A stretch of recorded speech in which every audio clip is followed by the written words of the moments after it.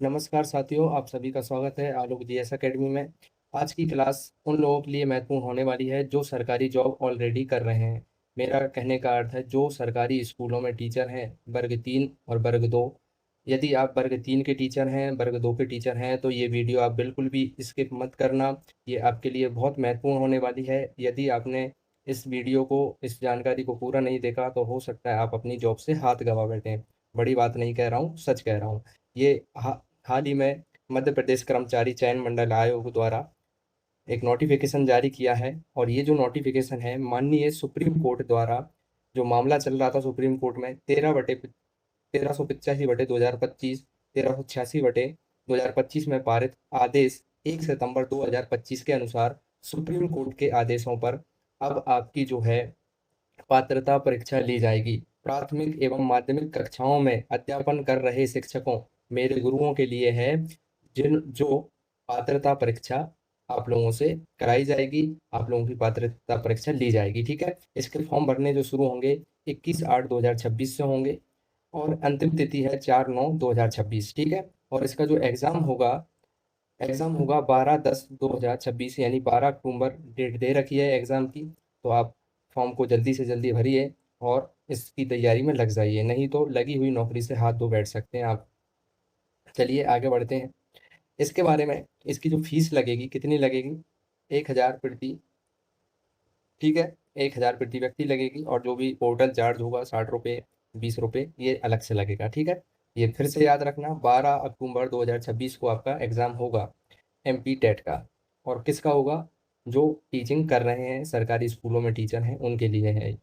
ठीक है, चलिए मैं आपको महत्वपूर्ण जानकारी बताता हूँ इससे संबंधित, जो आपके लिए बहुत ज़रूरी है, जिसको समझना। माननीय सर्वोच्च न्यायालय द्वारा सिविल अपील के आधार पर, और जो निर्णय दिया गया 1 सितंबर 2025 को, कि भैया जितने भी प्राथमिक माध्यमिक कक्षाओं में अध्यापन कर रहे शिक्षकों को पात्रता परीक्षा पास करनी होगी। और मैं आपको बता दूं, स्पष्ट कर दूं, केवल सरकारी स्कूलों के लिए नहीं है, जो प्राइवेट या अशासकीय स्कूलों में पढ़ा रहे हैं उनको भी पात्रता परीक्षा पास करनी अनिवार्य की गई है। ठीक है, मैं एक एक करके सारी जानकारी यहाँ पर देने वाला हूँ। वीडियो को बिल्कुल भी स्किप मत करना, नहीं तो आप महत्वपूर्ण जानकारी से जो है हाथ धो बैठेंगे। और मेरा प्रयास रहेगा कि आपको बहुत अच्छे से जानकारी देना है। देखिए, तो यहाँ पर पूरा वाद दे रखा है मामला 1385/2025, 1386/2025 की याचिकाओं के आधार पर। क्या कहा है कि प्राथमिक एवं माध्यमिक शिक्षाओं में पढ़ाने वाले ऐसे शिक्षक जिन्होंने जिन्होंने पूर्व में पात्रता परीक्षा उत्तीर्ण नहीं की है, उन्हें पात्रता परीक्षा उत्तीर्ण करनी होगी। देखो, कुछ टीचर ऐसे होंगे जिन्होंने पात्रता परीक्षा पास कर ली है, तो उन्हें चिंता की कोई बात नहीं है उनके लिए। लेकिन चिंता की बात उनके लिए है जिन्होंने पात्रता परीक्षा पास नहीं की है, उन्हें पात्रता परीक्षा उत्तीर्ण करना अनिवार्य है। ये माननीय सुप्रीम कोर्ट कह रहे हैं। ठीक है, ये पूरा ऑर्डर है आपके सामने। ओके, इसकी जो है पीडीएफ की जो है लिंक मैं आपको भेज दूंगा। फिर क्या है, एक और पिटीशन लगाया गया कि भैया 2 साल दे रहे थे इनको एमपी टेट उत्तीर्ण करने के लिए। फिर सुप्रीम कोर्ट ने क्या कहा कि 2 साल से बढ़ाकर 3 वर्ष कर दिया। आपको 3 साल का समय दिया जा रहा है। इन 3 वर्षों में एक राहत की बात है कि आपको 3 साल दिए जा रहे हैं, और इन 3 वर्षों में जो है आपको एमपी टेट क्वालिफाई करना है। ठीक है, अब आगे की बात सुनिए, महत्वपूर्ण है। माननीय न्यायालय द्वारा पारित उपरोक्त आदेशों के अनुसार ऐसे शिक्षक जो प्राथमिक एवं माध्यमिक स्तर के हैं, उस शिक्षा का अधिकार अधिनियम के तहत 31 अगस्त 2028, मैं दोबारा से लिख देता हूँ बड़े बड़े अक्षरों में, 31 अगस्त, ये एक डेडलाइन है, 2028। ठीक है, 31 अगस्त 2028 से पहले आपको पात्रता परीक्षा उत्तीर्ण करना अनिवार्य है। यदि नहीं कर पाएंगे तो आप समझ रहे हैं कि नौकरी जा सकती है। ठीक है, लेकिन जाएगी नहीं, चिंता मत कीजिए, आप कर सकते हैं, सभी कर पाएंगे। चलिए आगे की बात करते हैं।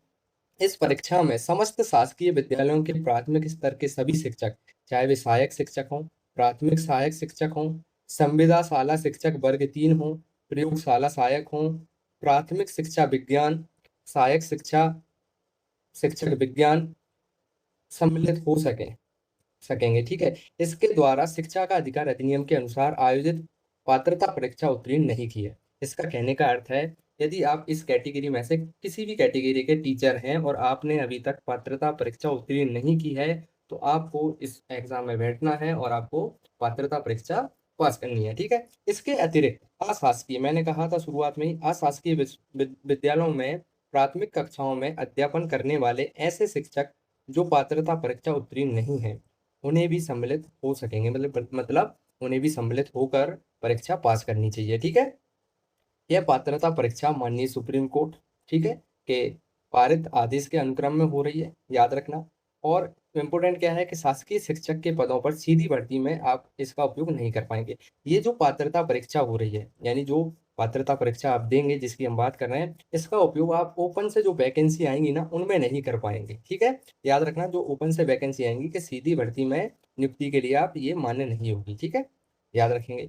परीक्षा केंद्र कर्मचारियों का चयन मंडल भोपाल द्वारा निर्धारित होगा, ठीक है, क्लियर। अब यहाँ पर मोस्ट इंपोर्टेंट बात आ जाती है भैया, क्या बात आ जाती है कि शिक्षक पात्रता परीक्षा में अरह होने के लिए न्यूनतम अंकों का जो है आपको कितने अंक लाने होंगे। मैं आपको बता देता हूँ, आपका एक पेपर होगा, एक पेपर, ठीक है, आगे और चर्चा करेंगे इस पर। एक पेपर होगा 150 नंबर का, एमपी टेट का, ठीक है। इसमें आपको जो है, यदि आप एससी के व्यक्ति हैं, एससी, एसटी, ओबीसी, ठीक है, यदि आप दिव्यांग हैं, ईडब्ल्यूएस, ठीक है, इस कैटेगरी में आते हैं, तो आपको 50% नंबर लाने हैं, यानी 150 का जो है कितना होता है 50%, 75 अंक लाने होंगे, ओके। इसके अलावा अगर आप अन्य कैटेगरी में हैं तो आपको 60% अंक लाने होंगे, ओके, याद रखिए। अब देखिए आपके सिलेबस के बारे में सामान्य बात करते हैं कि जो प्राथमिक शिक्षक पात्रता परीक्षा होगी, यानी कि 1 से 5 में जो टीचर पढ़ा रहे हैं उनके लिए बात करेंगे हम पहले। तो इनके लिए भैया 150 अंकों का एक पेपर होगा और समय दिया जाएगा आपको 2.5 घंटे, 2.5 घंटे का समय दिया जाएगा। इसमें कोई भी नेगेटिव मार्किंग नहीं होगी, ठीक है, माइनस मार्किंग नहीं होगी, सभी प्रश्न बहुविकल्पी होंगे, ठीक है, ओटी टाइप वाले, ऑब्जेक्टिव टाइप क्वेश्चन होंगे। और ये आपके जो है सिलेबस है आपके लिए, ये जो 150 नंबर का सिलेबस है इसमें क्या क्या आएगा, देखो एक बार। बाल विकास एवं शिक्षा शास्त्र 30 प्रश्न आएंगे, 30 नंबर के। भाषा आएगी जो आप चुनेंगे, ठीक है, भाषा सेकंड, जो ये भी आपको चुननी है, जब आप फॉर्म भरेंगे तब आपको ये भाषाएं चुननी है। 30 अंक की, 30-30 अंक की दोनों भाषाएं आएंगी, ठीक है। गणित आएगा 30 अंक का, पर्यावरण आएगी 30 अंक की। कुल मिलाकर आपके पास 150 नंबर का एक क्वेश्चन आएगा, क्वेश्चन पेपर आएगा, ठीक है। और ये जो क्वेश्चन पेपर होगा इसमें से आपको 75, मैंने बताया 75 नंबर लाने हैं, किसको, एससी, एसटी, ओबीसी, ईडब्ल्यूएस। और बाकी जो जनरल कैटेगरी में है उनको जो है उनको 60% लाने हैं, ठीक है। अब आगे की बात करते हैं, प्रश्नों की प्रकृति क्या रहेगी।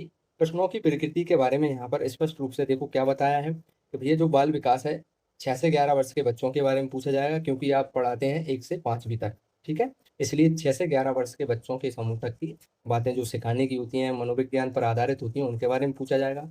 भाषा फर्स्ट के बारे में क्या कह रहा है, जब आप आवेदन करेंगे तो आवेदन में जो भाषा चुनी जाएगी, जो भी आप भाषा चुनेंगे उसके 30 क्वेश्चन होंगे। भाषा सेकंड, भाषा जो आप भाषा फर्स्ट चुन लेंगे, मान लीजिए यहाँ पर आपने इंग्लिश चुन लिया, पहली भाषा इंग्लिश चुन लिया, तो दूसरी भाषा आप इंग्लिश के अलावा और कोई चुन लें, जैसे मान लो आपने हिंदी चुन लिया, ठीक है, तो 30 क्वेश्चन इसके होंगे, 30 इसके होंगे, 30 इसके होंगे, 30 मनोविज्ञान के होंगे, ठीक है। इसके अलावा 30 क्वेश्चन जो हैं गणित के होंगे और 30 क्वेश्चन पर्यावरण के होंगे, ठीक है, पेडागोजी के होंगे इसी में सम्मिलित क्वेश्चन, तो 30 क्वेश्चन ये होंगे। इस तरह से आपका 150 नंबर का एग्जाम होगा, जिसमें से आपको इसको क्वालिफाई करना है। चिंता की कोई बात नहीं है, आप सभी गुरुजन हैं, आप आसानी से इसको कर पाएंगे, ठीक है, मुझे पूर्ण विश्वास है सभी पर। आइए अब हम ऐसी प्रकार जो है इसके, अगर ये इसका विस्तृत सिलेबस है, ठीक है, एमपी टेट के वर्ग 3, ठीक है, मैं यहाँ पर लिख देता हूँ, वर्ग 3 वाला जो है उनके लिए एक सिलेबस है। अगर आप कहते हैं, कमेंट में मुझे बोलिए कि भैया अगर आप वर्ग 3 के टीचर हैं और आपको सिलेबस पर डिटेल में जानकारी चाहिए, और आप लोग कहेंगे कमेंट में बता दीजिए अगर आपको ज़रूरत है, तो मैं इसके लिए अलग से वीडियो बना दूंगा। अगर इसको इसी वीडियो में समझेंगे तो ये वीडियो बहुत लंबा हो जाएगा, ठीक है।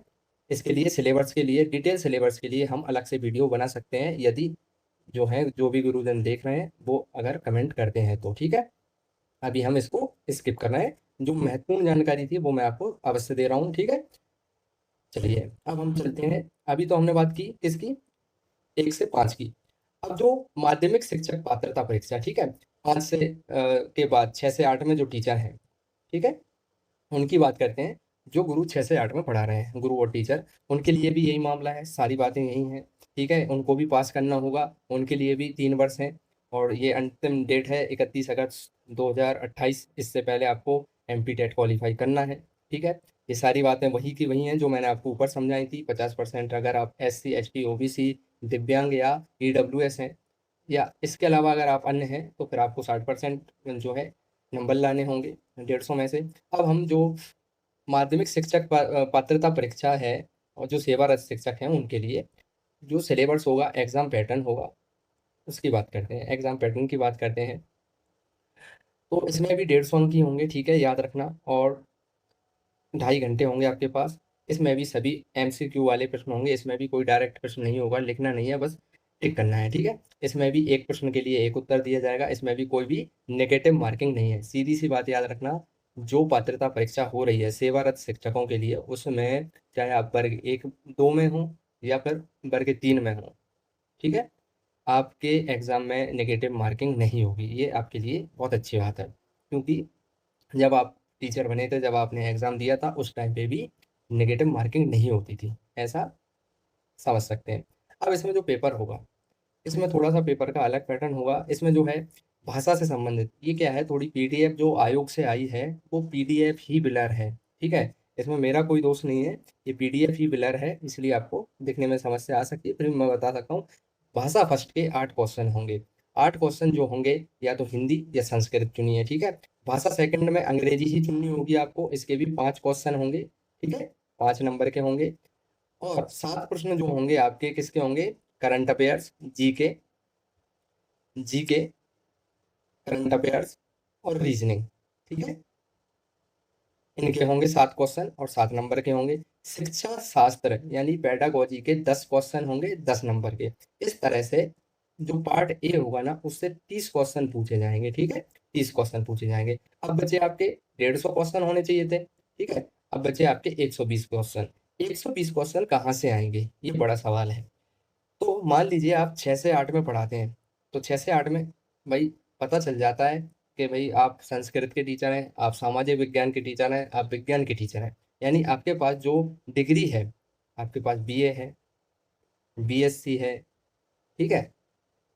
किस विषय से है आपको पता ज़रूर होगा, आप किस विषय के टीचर हैं। मान लीजिए कोई टीचर हैं हिंदी के, हिंदी पढ़ाते हैं 6 से 8 में, ठीक है?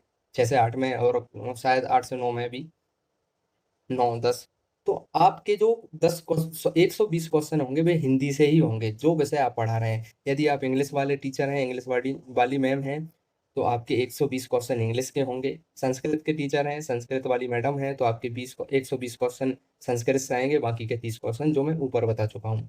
ऐसे ही यदि आप गणित पढ़ाते हैं, तो गणित के 120 क्वेश्चन होंगे 120 अंक के। यदि आप विज्ञान पढ़ाते हैं, तो विज्ञान के 120 क्वेश्चन होंगे 120 अंक के, ठीक है? और यदि आप सामाजिक विज्ञान के टीचर हैं, तो आपके 120 प्रश्न आएँगे सामाजिक विज्ञान के। तो यहाँ पर स्पष्ट है कि 30 क्वेश्चन तो जो हैं भाषा, पेडागोजी इनके आएँगे और 120 क्वेश्चन जो हैं आपके विषय के आएँगे, ठीक है? आप जो भी विषय पढ़ाते हैं, आप स्कूल में रोज़ पढ़ाते हैं, वही क्वेश्चन पूछे जाएँगे, तो समस्या की कोई बात ही नहीं है, ठीक है? इसका भी जो है विस्तार से सिलेबस दिया गया है। यदि आप 9 से 10 में जो पढ़ा रहे हैं, ठीक है? माफ़ी चाहता हूँ, थोड़ी कई बार मैंने ये बोला कि भाई 6 से 8 नहीं, 6 से 8 भी होता है और 9 से 10, इसमें शायद 2 कैटेगरी होती हैं। एक बार क्लियर कर देना मुझे, आप कमेंट कर दें। जिस भी विषय से आपने स्नातक किया है ना, उस विषय से आपके क्वेश्चन आएँगे। ये तो हमने समझ लिया, ओके? तो आप सभी समझ गए होंगे कि किसको एग्ज़ाम देना है, किसको एग्ज़ाम नहीं देना, ठीक है? कौन कौन जो है इसके लिए पात्र है, कौन नहीं है। सामान्य जो ओपन से वैकेंसी है, उनका इससे कोई संबंध नहीं है। यदि आपने वीडियो देखी है, तो अच्छी बात है, आपने नॉलेज गेन किया। और जो भी गुरुजन, जो भी टीचर जो है मेरी वीडियो देख रहे हैं, मैं आप यदि आपको चाहे तो आप एमपी टेट वर्ग 3 के हैं या फिर वर्ग 2, ठीक है? यदि आप वर्ग 3 के हैं या वर्ग 2 के हैं, यदि आप चाहते हैं कि इनके सिलेबस को विस्तार से समझाने वाली वीडियो अगर आप चाहते हैं, तो कमेंट में एक बार मुझे बता दीजिए, कमेंट कीजिए सिलेबस, तो मैं आपके लिए एक नई वीडियो लेकर आऊँगा, ठीक है? यदि आपको ये मेरी वीडियो अच्छी लगी है, आप पहली बार मेरे चैनल पर आए हैं, तो सब्सक्राइब करें। आप शिक्षा का महत्व आपसे ज़्यादा कौन समझ सकता है टीचर से? तो सब्सक्राइब कीजिए, शेयर करें, ज़्यादा से ज़्यादा जानकारी लोगों तक पहुँचाएँ। और लाइक करें यदि आपको पसंद आ जाए। मैं भी पढ़ाने का कोशिश कर रहा हूँ गुरुजनों, तो आप मेरे चैनल को लाइक शेयर सब्सक्राइब करें। अगर आपको वीडियो चाहिए तो आप कमेंट कर देना, और इसका जो है लिंक लिंक भी मैं जो है अपने कमेंट बॉक्स में पिन कर दूंगा, आप वहां से देख सकते हैं, पूरा जो है PDF मिल जाएगा। मिलते हैं अगली वीडियो में, तब तक के लिए जय हिंद।